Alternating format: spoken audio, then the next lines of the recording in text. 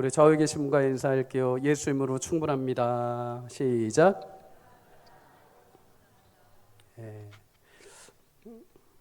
이렇게 인사하면서 목소리가 조금씩 떨리죠. 나는 충분한가? 예수님으로.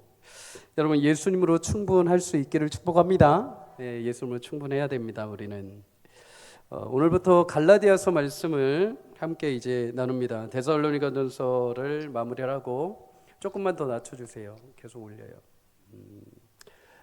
갈라디아서 이제 사도 바울이 기록했던 서신들을 순서대로 이렇게 말씀을 함께 나눠가고 있습니다. 갈라디아서는 바울이 1차 전도 여행할 때 세웠던 갈라디아 교회, 갈라디아 지역 교회에 보낸 편지입니다. 그런데 이 갈라디아서는 조금 특징이 하나 있습니다. 그게 뭐냐? 감사 인사가 없습니다. 감사 인사. 보통 바울이 서신 앞에 항상 서신을 보낼 때 공통적으로 썼던 인사가 뭐냐면 너희로 인해서 내가 하나님께 감사하다, 이런 표현을 쓰거든요. 목회자들에게 보낸 디모데전서 또 디도에게도 보는 디도서에도 보면 디모데와 디도에게도 감사의 인사를 전합니다. 그런데 유독 갈라디아서만 감사 인사가 없습니다. 그만큼 갈라디아 교회의 상황이 예사롭지 않다는 거죠.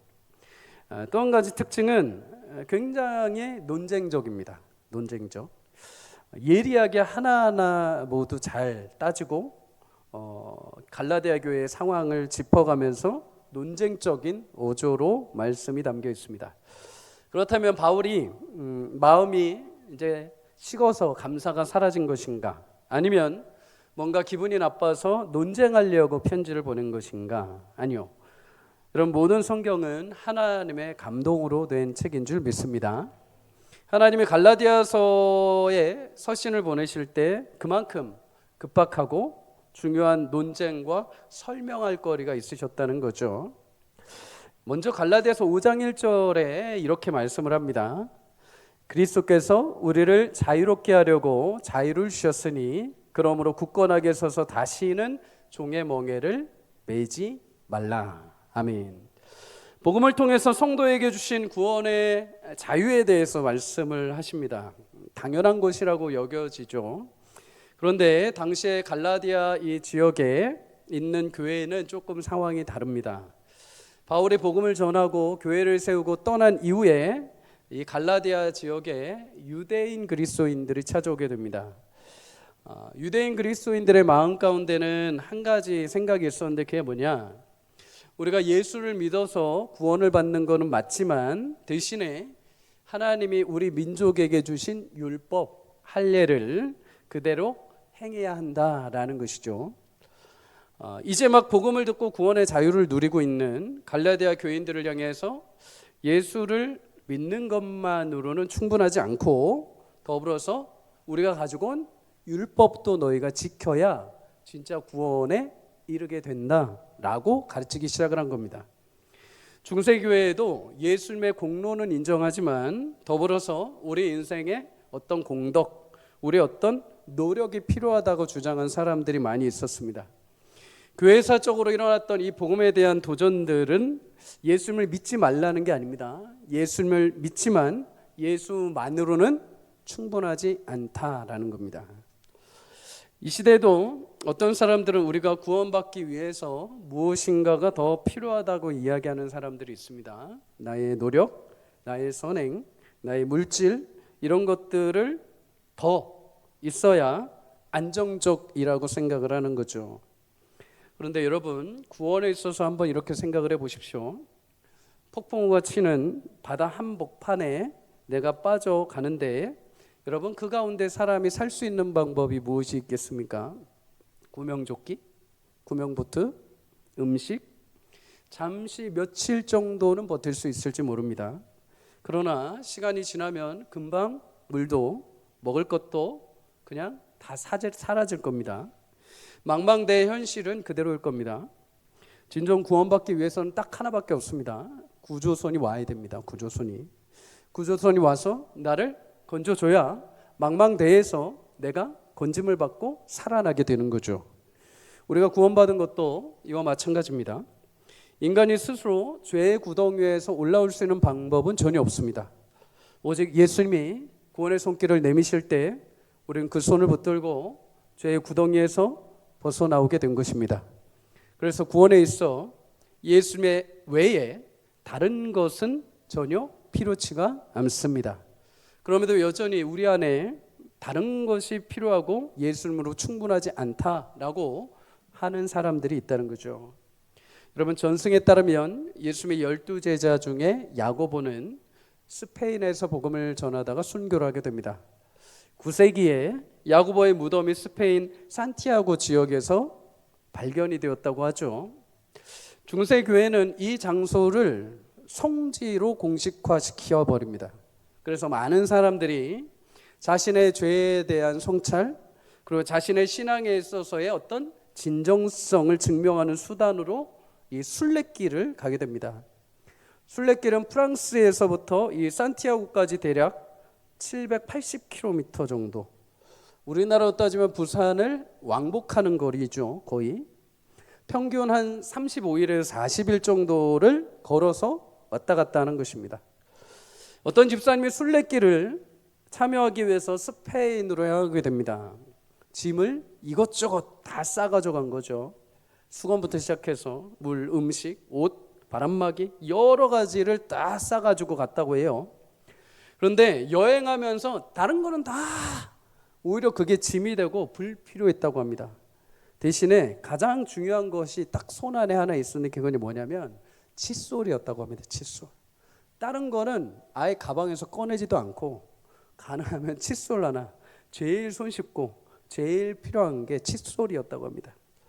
여러분, 그 길고 긴 순례의 이 여정에 이것저것 다 필요할 줄 알았는데 무거운 짐에 불과했다는 거죠. 여러분, 여행을 자주 가시는 분들은 아실 겁니다. 여행을 자주 가시는 분들은 짐이 많지 않습니다. 왜요? 그거 가서 다 안 쓰는 거 알거든요. 근데 여행을 처음 가는 사람들은 집을 짊어지고 갑니다. 집을 완전히 다 가져갑니다. 다 쓸 것처럼. 여러분, 성경은 성도의 삶을 순례길이라고도 이야기합니다. 순례라는 것은 거룩한 목적지를 향해 믿음으로 걷는 자들이라는 뜻이죠. 히브리서 11장 13절은 우리를 향해서 이 땅에서 나그네요 외국인이라고 말합니다. 다시 말해 영원한 본향, 영원한 하나님 나라가 내 고향이고 지금 여기를 살아가는 이 땅은 내가 영원히 정착할 곳이 아니라는 것입니다. 이 땅에 사는 날 동안의 여정은 순례길이라는 거죠. 내 살아가는 이 땅의 삶은 하나님 나라를 향해 가는 하나의 과정이라는 것입니다. 그런데 이 순례길이라고 해서 산티아고처럼 어디를 찾아가야 하는 것이 아닙니다. 특별한 성지를 찾아서 그 길을 걷고 노력해야 구원을 얻는 것이 아니라 이미 예수님을 통해 얻게 된 하나님 자녀된 신분과 믿음으로 주님이 걸어가신 십자가의 그 길을 이 세상에서 내 삶의 현장에서 걸어가는 것, 살아내는 것, 그것이 우리 인생의 순례길이라는 것입니다. 여러분, 그러면 그 순례길을 걸을 때 무엇이 필요할까요? 여러분과 제가 이 땅에서 하나님의 자녀로 순례길을 지금 걸어가고 있는데 과연 무엇을 가지고 가야 되는가? 이것저것 싸들고 가지만 결국 그 길에 불필요한 것들이 너무 많죠. 대신 우리가 순례길을 걸어가는 딱 하나만 필요합니다. 우리에게 그 길을 열어주신 예수 그리스도, 예수님이면 충분한 줄 믿습니다. 히브리서 10장 14절은 말씀합니다. 그가 거룩하게 된 자들을 한 번에 제사로 말씀, 히브리서 10장 14절 제가 안 드렸나요? 제가 읽어드립니다. 그가 거룩하게 된 자들을 한 번의 제사로 영원히 온전하게 하셨느니라. 아멘. 하나님은 우리를 거룩한 자녀 삼아 주셨는데 예수님의 그 십자가의 은혜, 예수님이 하나님 앞에 드려진 그 제사 한 번으로 완전히 한 번에 우리를 주의 거룩한 자녀 삼아 주신 줄 믿습니다. 만약 예수님으로 충분하지 않다라고 말한다면 예수님의 죽으심과 십자가를 부정하게 되는 거죠. 그러나 성경은 우리에게 말씀합니다. 로마서 1장 16절에 이 복음은 모든 믿는 자에게 구원을 주시는 하나님의 능력이 됨이라. 아멘. 여러분, 예수님으로 충분한 줄 믿습니다. 우리가 신앙생활하면서 때로는 이해되지 않는 일들 마주합니다. 도대체 어떻게 이런 일들이 가능하고 어떻게 사랑을 해야 되고 어떻게 일을 할 수 있는지, 우리 힘으로는 사실 아무것도 할 수 없고 해낼 방법도 사실은 없습니다. 대신 그 이유와 그 능력이 내게 없다 하더라도 예수님 안에 있으면 그 모든 현실을 감당할 수 있습니다. 골로새 1장 19절에 하나님 아버지께서 모든 충만으로 예수 안에 거하게 하셨다라고 말합니다. 예수님은 보이지 않는 하나님의 형상이십니다. 그분은 태초의 말씀으로 모든 우주 만물을 창조하셨습니다. 만물이 오직 주님을 경배하고 예수님을 위해 지어졌습니다. 그 모든 별, 나무, 짐승, 사람, 나의 건강, 나의 물질마저도 주님을 위해 만드셨습니다. 주님은 모든 것 위에 뛰어나신 분입니다. 그분은 모든 것에 충만하신 분입니다. 약하시거나 부족한 것이 하나도 없습니다. 그런데 그 위대한 주님이 나를 위해 이 땅에 죽기 위해 오셨습니다. 그리고 마지막에 십자가에서 하신 말씀은 내가 다 이루었다입니다. 다 이루었다.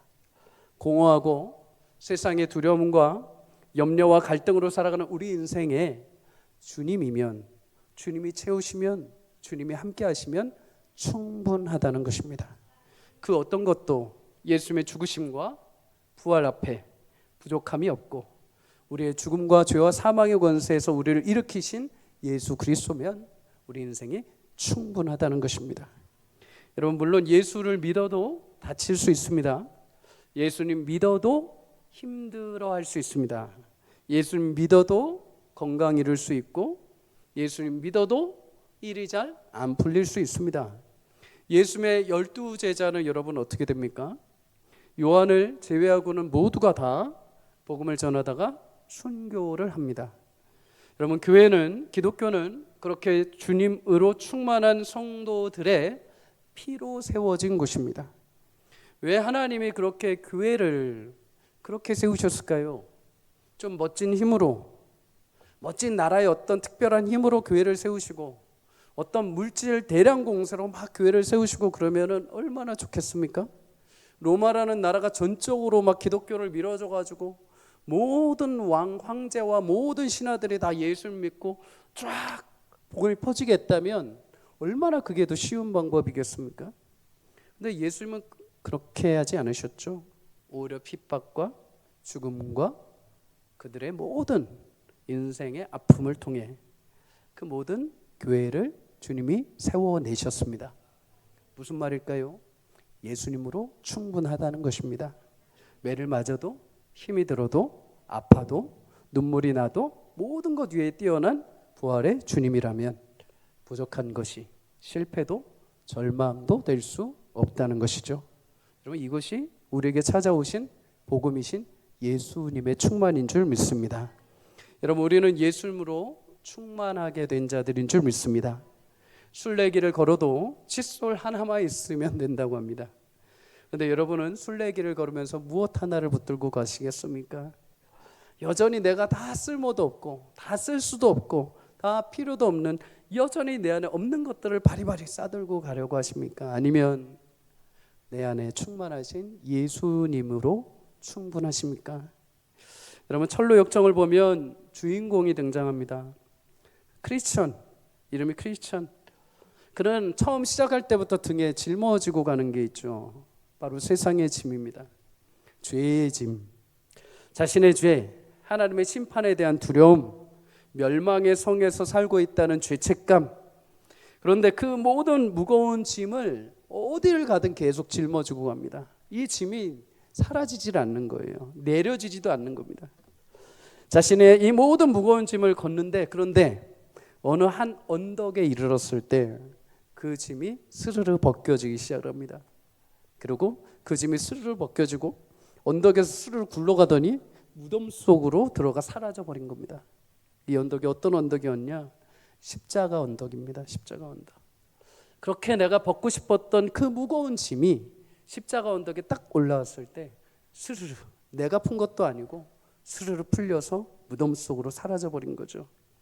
여러분, 예수님이면 충분한 줄 믿습니다. 예수님은 자신을 이렇게 이야기하십니다. 나는 생명의 떡이다. 여러분, 우리의 영혼을 살리는 분은 오직 예수 그리스도이신 줄 믿습니다. 나는 세상의 빛이다. 죄와 어둠 속에 방황하는 나를 빛 가운데 인도하시는 분은 예수님이십니다. 나는 양의 문이라.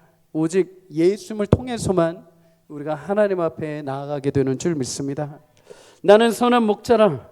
예수님은 우리의 선한 목자가 되시어 여러분들을 푸른 초장과 쉴만한 물가로 인도하시고 외부의 여러 가지 일들 가운데 보호하시는 선한 목자가 되어주십니다.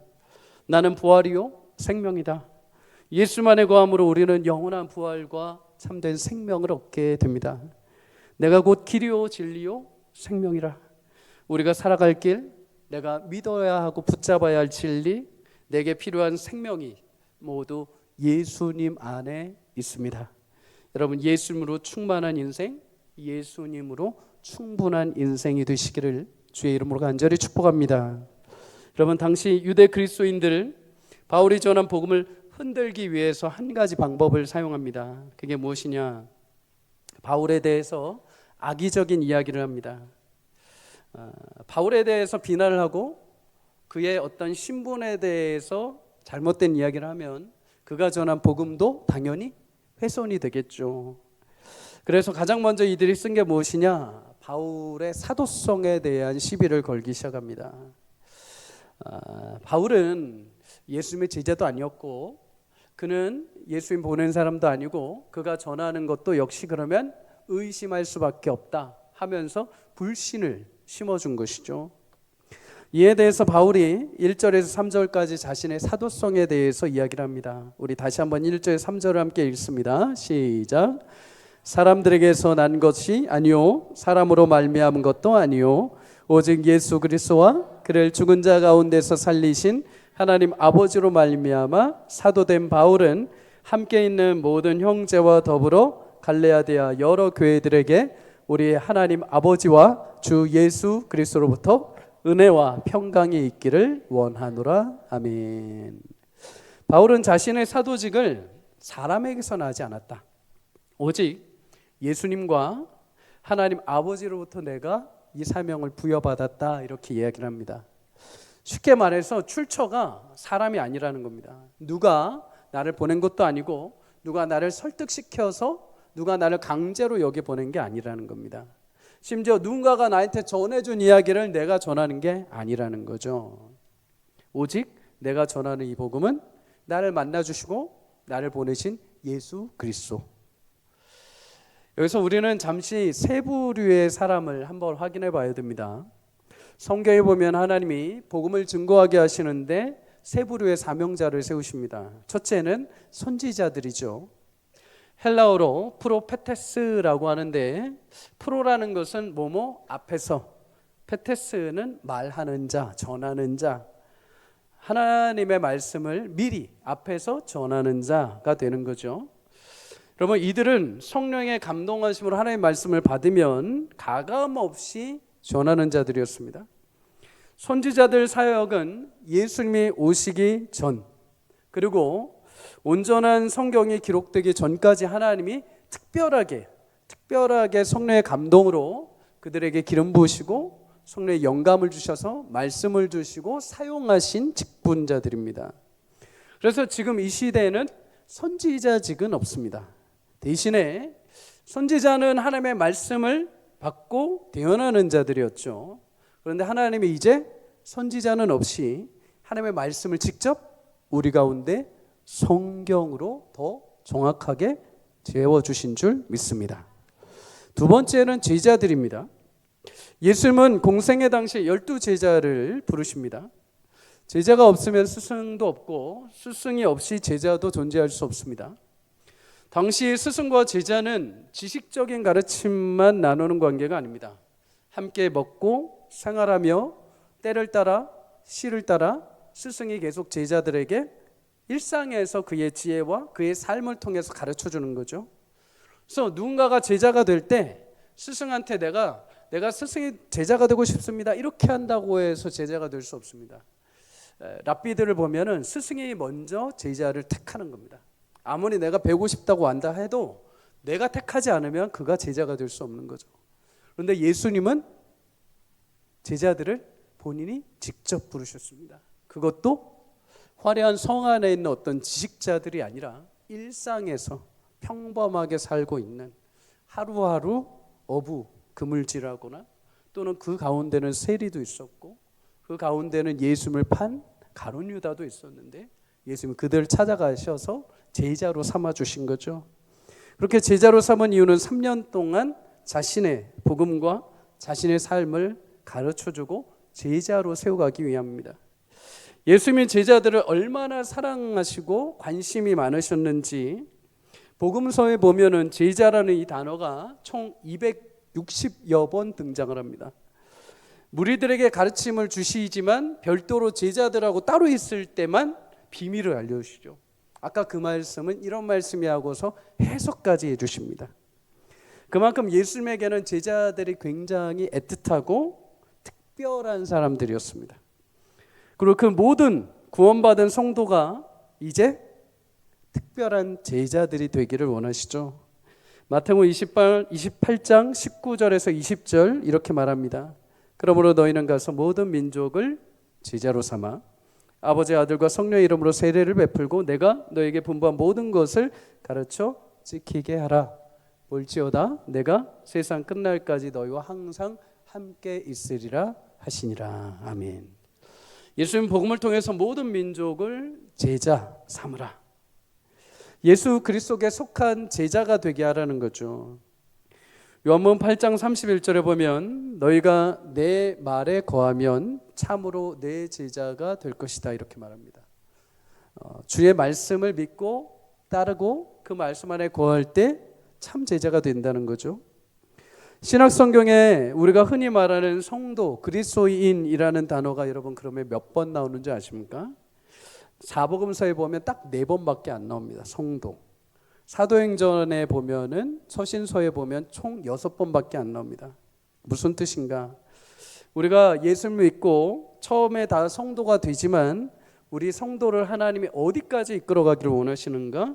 제자가 되기를 원하신다는 겁니다. 제자. 예수님의 제자가 되는 자리까지. 예수님은 베드로에게 마태복음 4장 19절에 나를 따라오라라고 말씀하셨습니다. 나를 믿어라가 아니라 나를 따라와라. 나의 제자가 되고 나의 길을 뒤따라와라. 여러분 예수님처럼 예수님을 닮아가는 제자가 되게 하시는 거죠. 여러분 주님의 귀한 제자가 되기를 주의 이름으로 축복합니다. 예수를 믿는다고 우리가 고백하는 이 중요한 요소 가운데는 몇 가지가 있죠. 그건 단순히 그냥 죽으면 천국 간다가 아닙니다. 내 종교가 기독교입니다 이게 아닙니다. 예수님이 나의 구주이십니다. 예수님이 하나님의 아들이십니다. 예수님이 나를 위해 십자가에서 죽으시고 부활하셨습니다. 그리고 나는 예수님과 동행하며 예수님의 말씀을 따르는 제자입니다. 이것이 믿음의 고백에 담겨 있는 거죠. 그것이 예수님을 믿는다라고 우리가 말할 때 그 안에 담겨 있는 의미입니다. 여러분 목사에게 이전에 먼저 예수님의 제자가 되기를 소망합니다. 여러분 교회에서 여러 직분, 여러 리더, 여러 섬기는 자리에 쓸 때 그 타이틀 이전에 먼저 우리 모두가 예수님의 제자가 될 수 있기를 주의 이름으로 축복합니다. 세 번째는 사도라는 직입니다. 사도 헬라어로 아포스톨로스라고 합니다. 보내심을 받은 자. 예수님은 제자들을 곁에 두시고 그냥 이렇게 가르치고만 끝내신 게 아니라 반드시 실전 현장으로 보내셨습니다. 그런데 보내실 때 이들을 가리켜서 제자란 단어와 사도란 단어가 같이 병행해서 나옵니다. 제자는 예수님과 스승이신 예수님과 관계적인 위치에서의 명칭이라고 한다면 사도라는 것은 직무적인 차원에서의 명칭이죠.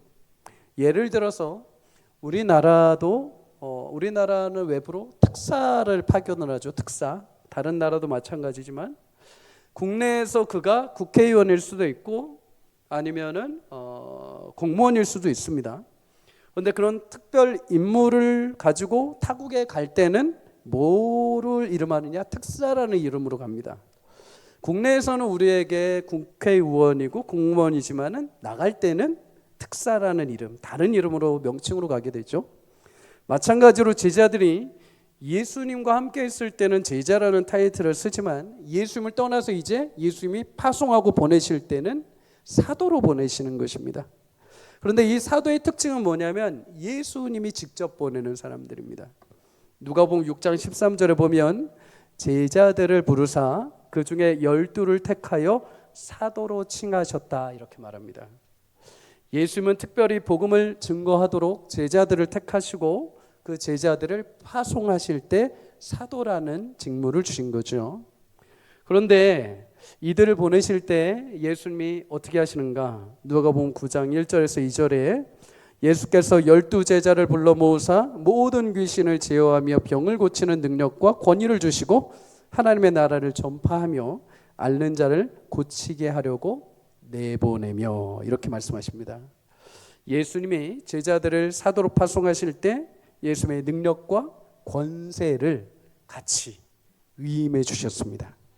사도는 이렇게 예수님이 직접 보내시는 것이기에 예수님의 제자 12명의 제자 외에 70명의 제자 외에는 사도라는 직함을 가질 수가 없는 거죠. 그러면 이제 문제가 하나 발생합니다. 바울은 어떨까요? 바울. 여기서 이제 바울을 질투하는 유대 그리스도인들이 바울의 이 사도성에 대해서 시비를 거는 것입니다. 근데 바울이 이 부분에 있어서 확신에 찬 말로 이야기를 하죠. 나의 사도직은 사람이 인정하거나 사람에게 부여받은 것이 아니라 제자들처럼 예수님으로부터 그리고 나를 보내신 하나님으로부터 내가 부여받았다. 여러분, 바울은 왕들 앞에서도 복음을 전했습니다. 그런데 왕들 앞에서 복음을 전할 때 늘 빼먹지 않았던 것이 무엇이냐면 다메섹 도상에서 자신이 예수님을 만난 간증입니다. 간증. 항상 자신이 예수님을 만나고 그 예수님이 나를 보내셨다는 이 간증을 항상 계속했습니다. 그러면 여러분, 간증을 왜 할까요? 자신의 우월감을 자랑하기 위해서, 왕 앞에서 내가 이런 사람입니다, 내가 신을 만났는데 이런 능력을 부여받은 사람입니다, 이런 거를 자랑하기 위해서요? 아니요. 여러분, 자신이 전한 복음의 가치와 영광이 훼손되지 않기 위해 그는 이 말을 항상 복음 전하면서 간증으로 이야기한 거죠. 바울은 교회를 핍박하러 가던 다메섹 도상에서 예수님을 빛 가운데 만나게 됩니다. 바울이 빛 가운데 엎드려서 그렇게 물어볼 때 예수님 분명하게 말씀하십니다. 나는 네가 박해하는 예수라. 그 다메섹에서 그는 주님을 만나게 됩니다. 주님을 만나고 다시 새롭게 태어나는 경험을 하게 됩니다. 하나님은 다메섹에 대해서 한 제자 아나니아를 준비시키시죠. 그리고 아나니아에게 바울의 앞날에 대해서 이야기하십니다. 이 바울, 이 사람은 이방인과 임금들과 이스라엘 자손들에게 복음을 증거하도록 내가 택한 나의 그릇이다. 바울은 사람이 어떤 신비한 경험으로 세워진 것이 아니라 부활하신 예수님이 직접 그를 찾아오셔서 만나주시고 보내신 하나님이 택하신 사도였던 것이죠. 사도행전 13장에도 보면 이방에 세워진 첫 번째 교회였던 안디옥 교회에서 선교사를 파송하는 장면이 나옵니다. 이때 선교사를 누굴 보낼지 결정할 때도 똑같은 내용이 나옵니다. 사도행전 13장 1절에서 2절에 보면 안디옥 교회의 선지자들과 교사들이 있으니 곧 바나바와 니게르라 하는 시므온과 구레네 사람 루기오와 분봉왕 헤롯의 젖동생 마나인과 및 사울이라. 주를 섬겨 금식할 때에 성령이 이르시되 내가 불러시키는 이를 위하여 바나바와 사울을 따로 세우라. 여러분, 당시 바나바는 오늘날로 따지면 담임 목회자입니다. 담임 목회자 뒤에 그 뒤에 이름들이 쭈루룩 나오는데 안디옥 교회를 섬겼던 리더들입니다. 그리고 맨 마지막에 누가 나오느냐? 사울이 나옵니다. 사울은 바울의 히브리식 이름이죠. 여러분, 서신의 이름을 기록할 때 보면은 이렇게 중요한 사람부터 이름이 이렇게 기록이 됩니다. 그리고 마지막에 미안하지만 조금 거리가 먼, 조금 이렇게 중요도가 떨어지는 사람이 끝에 기록이 됩니다. 그러면 지금 사울 이름, 바울이 이름이 저 끝에 있는 거죠. 그런데 여러분, 이 교회에서 선교사를 파송하는데 누가 파송을 하느냐? 성령께서 택하셨다고 합니다. 성령이 누구를요? 바나바, 담임 목회자와 가장 저기 끝에 있던 사울을 택한 겁니다. 여러분, 상식적으로 생각을 해보십시오. 누군가가 대표로 교회를 세우고 선교 활동을 해야 되는데, 그래도 사람들의 인지도가 높고 사람들이 그래도 서로 인정하는 사람이 뽑히지 않겠습니까? 오늘 성경은 뭐라고 하냐면, 그를 세운 것도 하나님이시고 그를 이방의 선교자로 보낸 것도 성령이 택하여 보내셨다.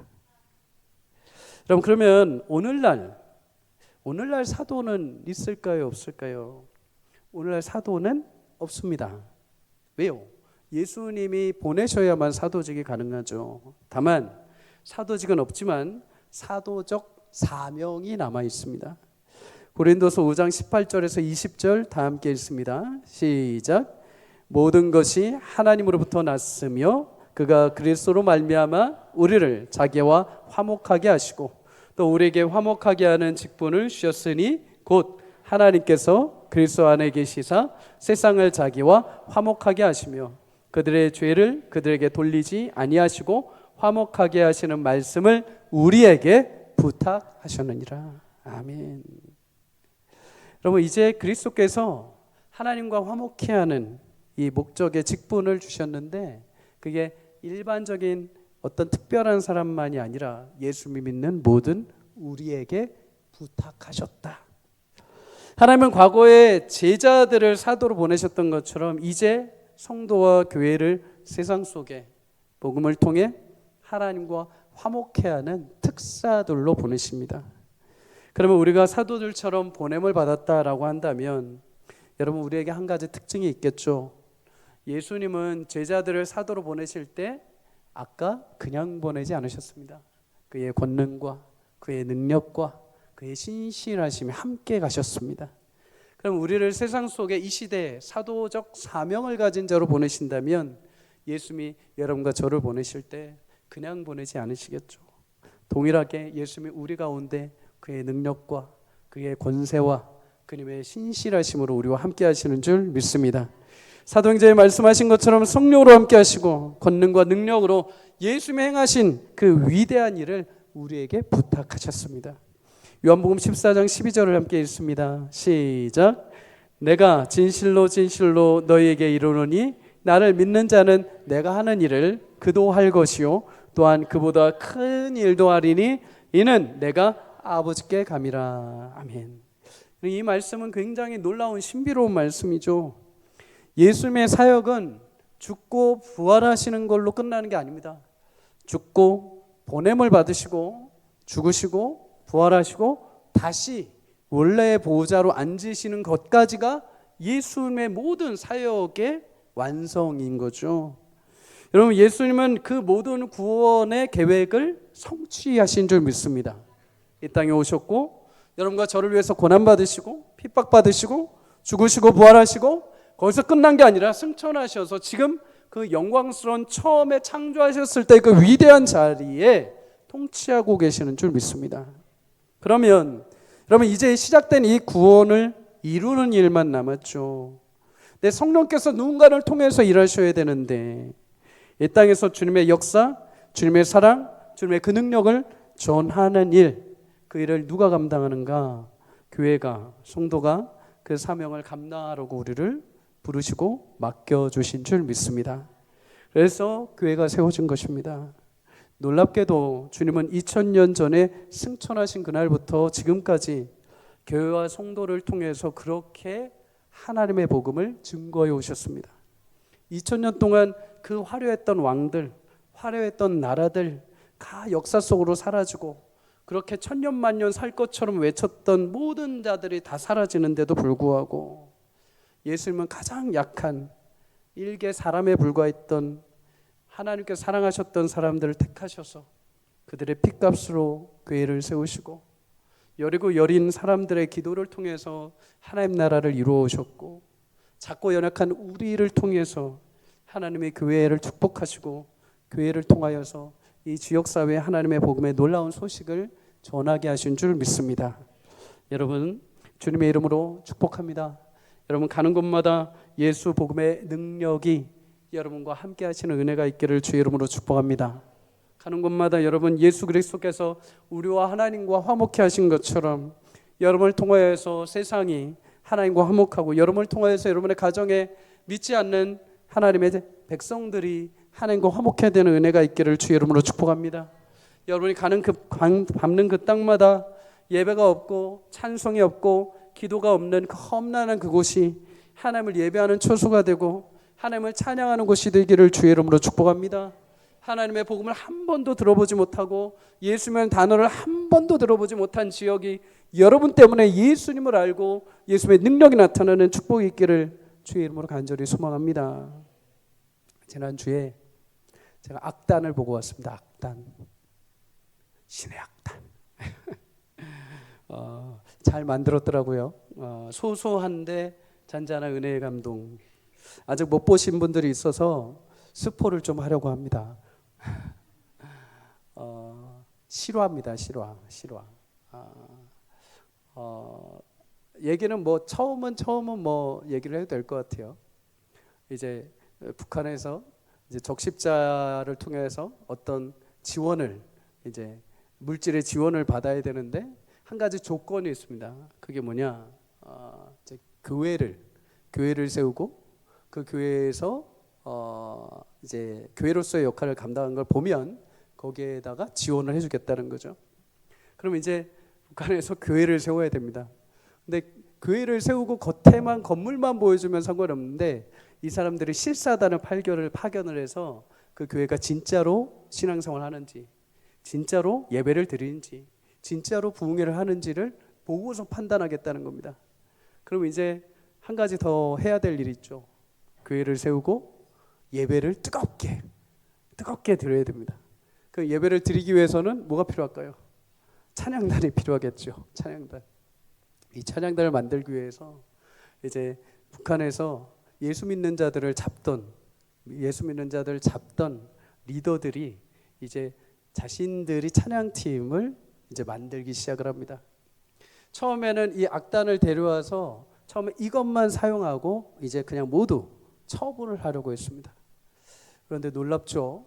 이 사람들이 예수님을 잡아서 죽이던 사람들입니다. 그런데 이제 서울에서 있는 찬양 집회를 보면서 따라하기 시작을 합니다. 찬양을 외우고 찬양을 막 부르기 시작을 해요. 처음에는 어설프게 찬양하고 처음에는 뭔가 어색했는데 점점 부르다 보니까 그 마음에 예수님이 찾아오신 겁니다. 찬양을 부르는데 갑자기 말할 수 없는, 형용할 수 없는 감동이 일어나기 시작한 거죠. 찬양을 하는데 갑자기 눈물이 흐르기 시작을 합니다. 찬양을 하는데 그 뒤부터 갑자기 보이지 않던 십자가가 보이기 시작을 합니다. 찬양하면서 자기들도 모르게 마음이 점점 움직여지기 시작을 한 거죠. 그런데 문제가 하나 발생을 합니다. 이 모든 일이 끝나면 악단을 다 죽이라는 명령이 떨어진 거죠. 그런데 악단과 함께 이렇게 그 리더가 같이 이렇게 호흡하고 찬양하며 예배하면서 예수를 만나버렸잖아요. 그죠? 그러니까 이제 여기서부터 갈등이 생기기 시작합니다. 이걸 어떻게 해야 되나? 자, 이 뒤부터는 직접 보십시오. 궁금하시죠? 자, 여러분, 분명한 것은 예수님을 통해서 변화되는 놀라운 축복이 있다는 것입니다. 그리고 그 북한 땅에도 지금도 그 예수님을 믿고 예수님으로 충만하여 생명을 내걸고 살아가는 주님의 신실한 자녀들이 있다는 거죠. 항상 저는 북녘교회를 이야기할 때마다 왜 우리 한국교회는 자꾸만 상대적으로 이렇게 자꾸 눌리는 느낌으로 사람들이 말하는지 모르겠습니다. 물론 북한 땅의 현실과 상황이 너무 안타깝죠. 그래서 하나님의 사용하신 방법은 목숨을 내걸고 복음을 지키고 예수를 믿고 지하교에서 어떻게 해서든 믿음을 살아내는 자들을 하나님께서 구원하시고 그들을 끄집어내십니다. 그러면 여러분, 한국은 꼭 부유하다 하여서, 한국은 잘 살다 하여서, 그러다 하여서 정말 예수님으로 충만한 자들, 예수님 아니면 안 되는 자들이 정말 없을까요? 아니요, 분명히 있다고 확신합니다. 오늘도 하나님, 나는 먹을 것 없어도, 나는 세상의 것으로 채워지지 않아도 예수님이면 충만합니다. 예수님이면 나는 충분합니다. 예수님 다른 거는 몰라도 주님 제 곁에서 함께 해주셔야 됩니다. 늘 언제나 하나님을 갈망하는 마음으로 살아가는 성도들이 이 땅에도 있는 줄 믿습니다. 우리 교회에도 있는 줄 믿습니다. 제가 이렇게 신방하고 전화해 보면 항상 우리 성도님들 대화하시면 참 다 이렇게 이뻐요. 그렇죠? 오늘도 신방 전화하는데 우리 성도님 한 분이 목사님 너무 좋으시겠어요. 우리 교회 이렇게 신실하고 우리 교회 이렇게 정말 좋은 성도님들이 많이 계셔서 얼마나 좋으세요. 맞습니다. 너무 좋습니다. 사랑하는 성도님들, 이 시대 한국 교회가 예수님 외에, 예수님 다른 것, 예수님 말고 다른 것이 더 필요하다고는 이 시대 가운데 둘러싸여서 마치 아무것도 없는 것처럼, 예수님 외에 다른 것만 자꾸만 추구하는 것처럼 보일지 모르지만, 그러나 그 안에서도 진정 하나님이 엘리야 시대에도 하나님 앞에 무릎 꿇지 않은, 바알에게 무릎 꿇지 않은 7,000명을 남겨놓으신 것처럼 여러분의 심령 가운데는 주님, 제가 세상은 내가 다른 것 다 필요 없어도 예수님이면 충분합니다 라는 그 믿음의 고백을 하는 주님의 귀한 자들을 통하여 하나님 이 시대에 맡겨놓으신 교회를 향한, 성도를 향한 하나님의 사명이 여러분을 통하여 이루어지는 놀라운 역사가 있기를 주의 이름으로 간절히 축복합니다. 지금 오늘도 그 귀한 주님을 충만하게 여기는 자들, 주님으로 만족하는 모든 자들 가운데 그 살아계신 하나님의 충만으로 채워주셔서 넉넉하게 모든 것들을 이기고 모든 것들을 세우는 놀라운 은혜의 통로로 사용하실 줄 믿습니다.